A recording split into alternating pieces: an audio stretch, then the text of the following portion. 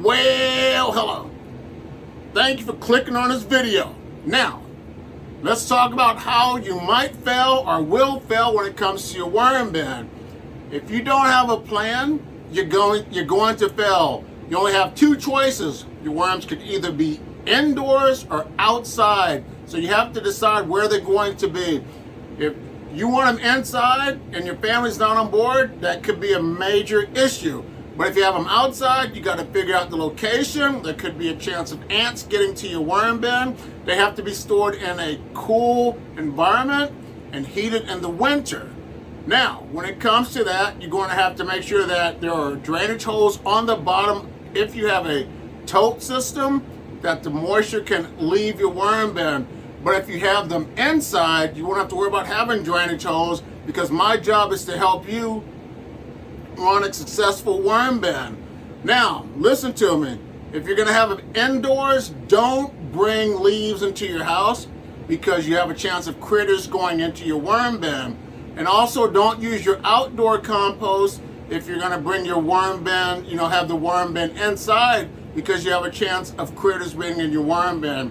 I made a mistake. I helped a friend build a worm bin, and come to find out, her and her husband had a problem with red mites, and the problem was that the mites came in because they were brought from outdoors from their compost pile. So they got rid of their bin and never got worms again for indoors. What their method was, they went to the sub-pod system, where they have a system that is a in-ground system for their worms. So that's what they run continuously throughout the year. So I made a mistake. I analyzed and I apologized to them, and they were okay with that. And now another thing you have to think about is you don't want to have a worm bin that is in a composting tumbler, because that is the worst thing to do.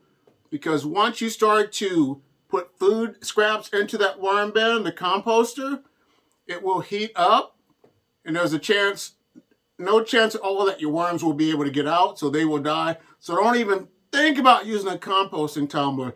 If you're going to do a worm bin, I would suggest use a tote, use a system that has all the features that are already made or inside the system, or build your own. But don't use certain woods if you're going to build your own system, because some woods are bad, like the heat-treated chemical wood. Don't use that. But go with a cedar, a cedar worm bin if you're going to build your own. And also, one more thing that I have to suggest: don't go out there when you start your worm bin and putting all that dirt in your worm bin, because worms don't need the dirt. These are a different type of worms. They need about 3 to 4 layers of bedding and food. And one more thing, don't overfeed them. If you start watching videos, you'll notice that people put a lot of food in there, and that's the way you don't want to go. Here's that video where I helped a friend out to get started. And here's another video to check out as well. I'll see you in the next one.